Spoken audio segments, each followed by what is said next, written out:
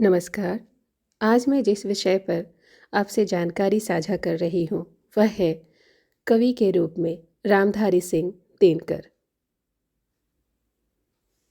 आधुनिक हिंदी कविता में 1936 से 1946 तक के कालखंड को उत्तर छायावाद कहा जाता है। रामधारी सिंह दिनकर इसको छायावादोत्तर काल कहते थे।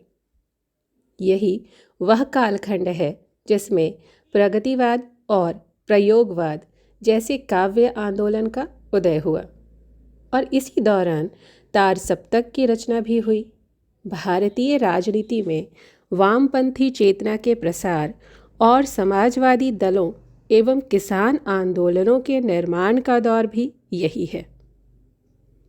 इसी दौर में 1942 की क्रांति हुई।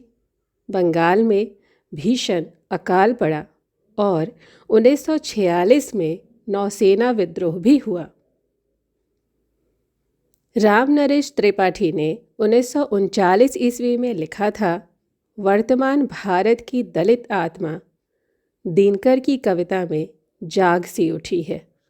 हिंदी में अपने समकक्ष ये एक ही कवि हैं और हिंदी साहित्य के गौरव है।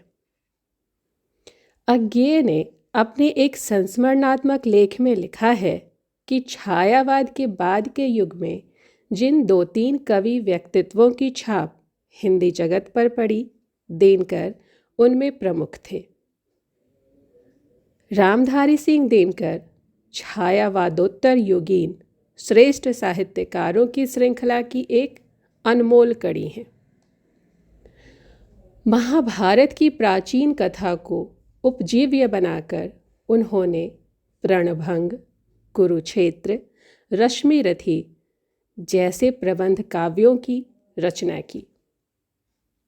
खास बात यह है कि भारत के स्वाधीनता आंदोलन के दौर में वे युवा पीढ़ी के मन प्राण और हृदय पर देश प्रेम की अभिनव प्रेरणा बनकर छा गए थे। वैसे कवि रूप में उन्हें अपार ख्याति मिली, लेकिन सच पूछा जाए तो वे आधुनिक भारत के राजनीतिक, सांस्कृतिक नवजागरण और स्वाधीनता आंदोलन की आंतरिक लय से सिद्ध काम होने वाले कवि होने के साथ ही श्रेष्ठ चिंतक, आलोचक और सांस्कृतिक इतिहासकार भी हैं। दिनकर अपने युग की समस्त विविधताओं को अपनी रचना धर्मिता में समेटते हुए उसके प्रतिनिधि कवि हैं। उनकी प्रारंभिक रचनाएं कवि सम्मेलनों के प्रभाव में लिखी गई थी। हुंकार की कविताओं ने अपने समय में एक बड़े जन समुदाय को आंदोलित और आनंदित किया था। उनको प्रशंसा और प्रसिद्धि रेणुका और हुंकार से मिली, किंतु कविता के इतिहास में उनका महत्व रसवंती, द्वंद्व गीत, कुरुक्षेत्र, रश्मिरथी, उर्वशी तथा कोयला और कवित्व जैसी काव्य कृतियों के कारण ही है। डॉक्टर विजेंद्र नारायण सिंह ने दिनकर को छायावाद के काव्य सागर की तरंगों से फेंकी गई एक मणि कहा है। उनको छायावादोत्तर कालीन हिंदी कविता का अगुआ भी कहा गया है, लेकिन 1954 ईस्वी में जब प्रयोगवाद का दौर चल रहा था, तब नील कुसुम की भूमिका में उन्होंने अपने आप को प्रयोगवाद का पिछलगुआ कवि कह दिया था। उन्हीं के शब्दों में नील कुसुम के रचयिता के सहज बंधु रेणुका और हुंकार के रचयिता नहीं, वरन वे लोग हैं जिन्हें सही नाम के अभाव में हम प्रयोगवादी कहने लगे हैं। परंतु मैं प्रयोगवाद का अगुआ नहीं, पिछलगुआ कवि हूँ, क्योंकि नील कुसुम की कविताओं की रचना के बहुत पहले ही तार सप्तक की गूंज देश में खूब छा चुकी थी। आज हम संक्रांति काल से गुजर रहे हैं। यह समय रचनाकारों, कलाकारों, चिंतकों, विचारकों का नहीं, बल्कि राजनेताओं, नौकरशाहों और पूंजीपतियों का है। जीवन मूल्यों के तिरोभाव वाले वर्तमान दौर में दिनकर की कविता अंधेरे कोने में जलते दिए की निष्कंप लौ के समान है। उनकी कविताएं कोई शब्दाडंबर नहीं रचती, बल्कि समय सापेक्ष नए मूल्यों को बनाए बचाए रखने का प्रबल आग्रह करती प्रतीत होती हैं। उनकी कविताओं में मानवीय और राष्ट्रीय चेतना के उत्कर्ष, सामाजिक दायित्व बोध के प्रति समर्पण, शोषितों वंचितों के प्रति सच्ची सहानुभूति और लोकानुराग जैसे तमाम संदर्भ प्रतिध्वनित होते हैं। वे इस बात पर गहरी चिंता प्रकट करते हैं कि बिक रही आग के मोल आज हर जिन्स मगर, अफसोस आदमियत की ही कीमत न रही। दिनकर मानते थे कि प्रत्येक कवि अपने समय के विश्व को विशृंखल मानता है और वह उसे सामंजस्य देकर पहले की अपेक्षा कुछ अधिक बोधगम्य बनाना चाहता है। स्वभावतः उनकी कविताओं में भारतीय लोक चेतना की दशा, दिशा, संवेदना और सामाजिक आर्थिक समस्याओं की जीवंत झांकी देखने को मिलती है। उनकी रचनाओं में जनता का पक्ष न कभी ओझल हुआ और न ही उनकी विद्रोही चेतना की धार कभी भोतरी हुई। उन्होंने अपनी कविताओं में जनाक्रोश की आग और जन सामान्य के प्रति अनन्य अनुराग को सदैव संजोए रखा। उनके काव्य में अनल तत्व प्रमुखता से विद्यमान रहा है सौंदर्य शक्ति का अनुचर, जो है बलि वही सुंदर, सुंदरता निस्सार वस्तु है, होना साथ में शक्ति अगर, सिर्फ ताल सुर लय से आता जीवन नहीं तराने में, निराशांस का खेल कहो यदि आग नहीं है गाने में। छायावादोत्तर युग के हिंदी कवियों में रामधारी सिंह दिनकर सर्वाधिक लोकप्रिय रहे हैं।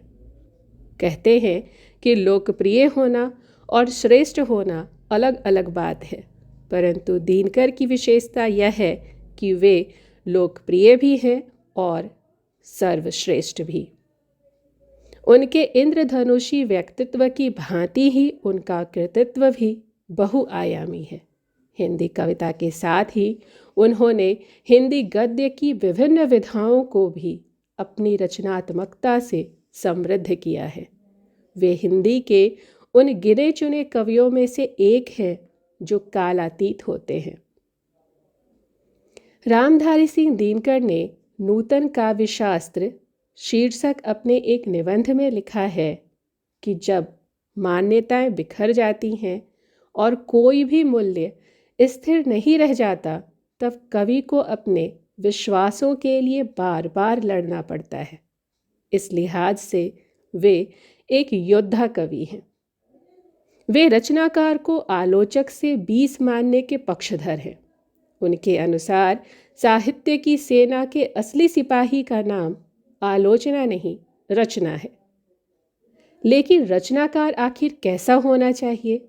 रश्मिलोक की भूमिका में उन्होंने लिखा है, कवि कहलाने का अधिकार उसे प्राप्त होता है जो प्राचीन और समकालीन सभी कवियों से भिन्न है, जिसने अपने लिए कोई ऐसा रास्ता निकाला है जो सभी रास्तों से कुछ न कुछ अलग है, जिसकी आवाज़ दूसरों की आवाज़ में मिलकर लुप्त नहीं हो सकती।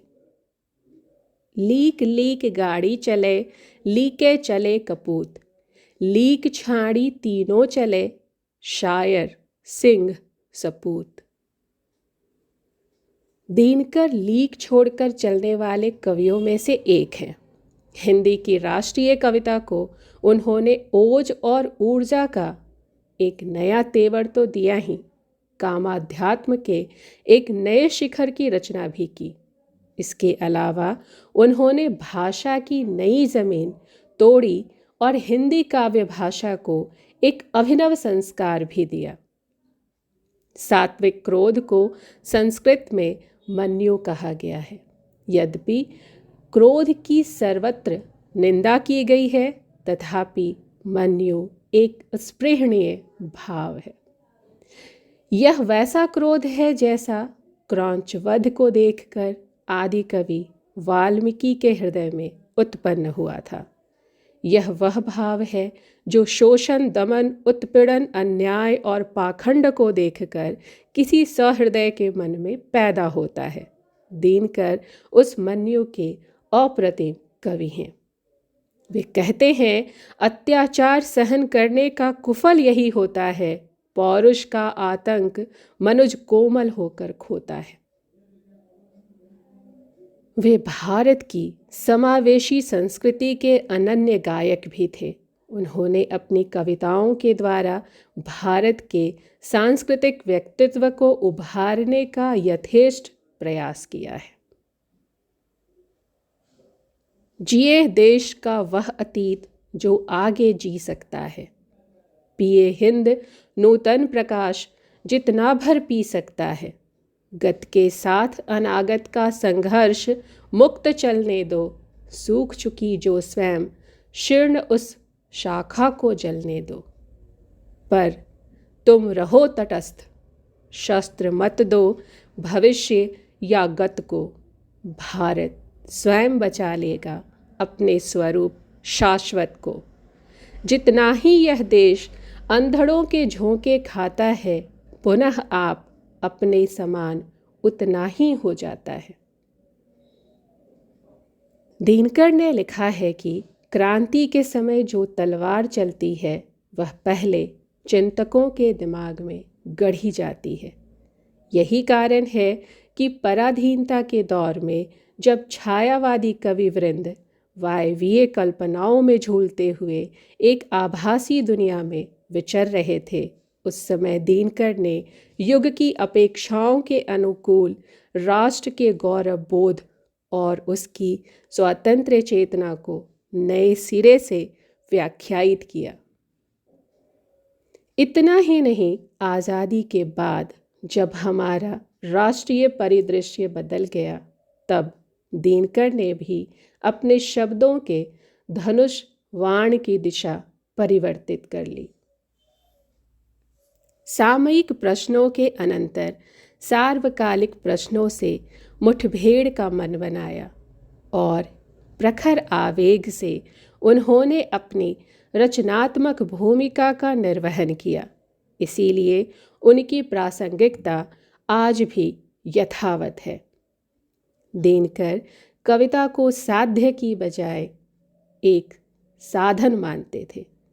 एक बार भवानी प्रसाद मिश्र ने उनसे पूछा कि साधन के रूप में प्रयुक्त करते रहने पर कविता ने आपको सर्वाधिक संतोष कब दिया? इसके उत्तर में दिनकर ने कहा था कि सर्वाधिक संतोष मुझे उन दिनों मिला जब स्वतंत्रता का संग्राम चल रहा था और जनता हमारी कविता पढ़कर यह महसूस करती थी कि कविता उसी के हृदय से आई है। उन दिनों मैं अंग्रेज सरकार की नौकरी में था और महसूस यह करता था कि मैं भी स्वतंत्रता के लिए लड़े जाने वाले युद्ध का एक सिपाही हूँ। यह उन दिनों काव्य रचना से मुझे जितना संतोष प्राप्त हुआ, स्वराज्य के बाद उसके शतांश का भी अनुभव नहीं हुआ है।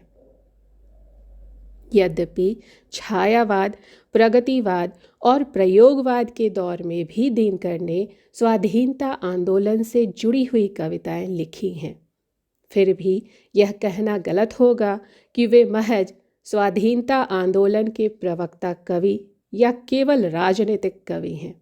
उनके रचना संसार में संवेदना और विषय वस्तु की जैसी व्यापकता और विविधता देखने को मिलती है, वैसी विविधता निराला को छोड़कर किसी अन्य हिंदी कवि में कम ही देखने को मिलती है। उनकी कृतियों में जहाँ एक ओर रेणुका, हुंकार और सामधेनी में प्रखर राजनीतिक चेतना है, वहीं दूसरी ओर रसवंती और उर्वशी में उद्दाम प्रेम का निदर्शन भी है। आचार्य हजारी प्रसाद द्विवेदी ने लिखा है कि दिनकर जी ब्रिटिश शासनकाल में सरकारी नौकर थे, परंतु नौकरी उनकी स्वतंत्र अभिव्यक्ति में कभी बाधक नहीं बनी। वे उस समय भी अन्याय के विरुद्ध बोलने की शक्ति रखते थे और बाद में स्वाधीनता के समय भी सरकारी नौकरी करते समय हमेशा उन बातों का डटकर विरोध करते थे जिन्हें अनुचित समझते थे। आधुनिक भारतीय चिंतन का केंद्र बिंदु देश के सबसे निचले तबके की आशा, आकांक्षा और उनका सुख दुख ही रखा है। स्वभावतः दिनकर ने भी अपनी रचनाओं में उन्हीं के पक्ष में अपनी आवाज़ बुलंद की, लेकिन विद्रोही चेतना वाले जनपक्षधर कवि होने के साथ ही वे प्रेम श्रृंगार के सुकुमार कवि भी हैं। नील कुसुम में संकलित एक कविता का शीर्षक है अर्धनारीश्वर। एक हाथ में डमरू, एक में वीणा मधुर उदार, एक नयन में गरल, एक में संजीवन की धार, जटाजूट में लहर, पुण्य की शीतलता सुखकारी, बालचंद्र दीपित त्रिपुंड पर बलिहारी बलिहारी। अर्धनारीश्वर के इस चित्रांकन में कवि दिनकर का स्वयं का द्वंद्वात्मक व्यक्तित्व भी समाया हुआ है। इस दृष्टि से हम उनको अर्धनारीश्वर कवि भी कह सकते हैं। द्वंद्व और द्विधा उनके व्यक्तित्व और कृतित्व के अभिन्न अंग हैं। रश्मि लोक की भूमिका में उन्होंने लिखा था कि ख्याति मुझे देशभक्ति की कविताओं के कारण मिली, परंतु पुरस्कार मुझे उर्वशी के कारण मिला। किंतु यह मात्र संयोग की बात है, अन्यथा आरंभ से ही वीर और श्रृंगार दोनों ही मुझे बारी बारी से भाते रहे हैं। वैसे एक बार मैंने कहीं कहा भी था कि कीर्ति तो मुझे हुंकार से मिली, किंतु आत्मा मेरी रसवंती में बसती है। दिनकर ने बहुत अधिक लिखा है और इस क्रम में उन्होंने साहित्यिक गुणवत्ता का यथेष्ट ध्यान रखा है। प्रबंध काव्य, गीति काव्य, काव्य नाटक, आलोचना, संस्मरण, यात्रा वृतांत, ललित निबंध, वैचारिक निबंध, डायरी लेखन, पत्र लेखन, इन तमाम विधाओं में दिनकर साहित्य अपनी सार्थकता का अवबोध कराता है। श्री नारायण चतुर्वेदी ने लिखा है कि वे मूलतः कवि थे, किंतु वे उच्च श्रेणी के चिंतक और मननशील तथा अध्ययनशील भी थे। हिंदी में इतने अध्ययनशील लोग कम ही मिलते हैं। उन्होंने भारतीय साहित्य के साथ ही विश्व साहित्य का भी गहन अध्ययन किया था। मेरी काव्य यात्रा में उन्होंने लिखा है, विभिन्न भाषाओं की कविता अंग्रेजी के माध्यम से ही पढ़ते पढ़ते पता मुझे यह चला कि कविता में वास्तविक क्रांति सन 1870 के आसपास फ्रांस में हुई थी और उस क्रांति के 3 पुरोधा कवि बादलेयर, रेम्बू और मिलार में थे, किंतु अंग्रेजों को इस क्रांति से प्रभावित होने में लगभग आधी शताब्दी का विलंब हो गया। अतएव यह स्वाभाविक था कि भारत को नई कविता तक पहुंचने में 10-20 साल और लग जाएं।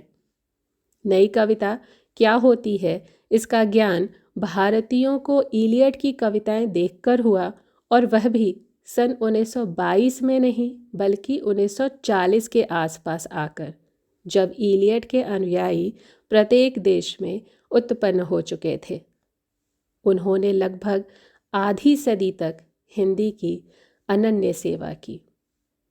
रामधारी सिंह दिनकर हिंदी काव्य धाराओं के लिहाज से उनका रचना काल छायावाद, प्रगतिवाद, प्रयोगवाद, नई कविता, अकविता और समकालीन कविता आंदोलनों तक फैला हुआ है। नई कविता के भविष्य को लेकर रामधारी सिंह दिनकर बेहद शंकालु थे। उन्होंने कहा था कि शायद नई कविताओं को लोकप्रियता कभी नहीं मिलेगी।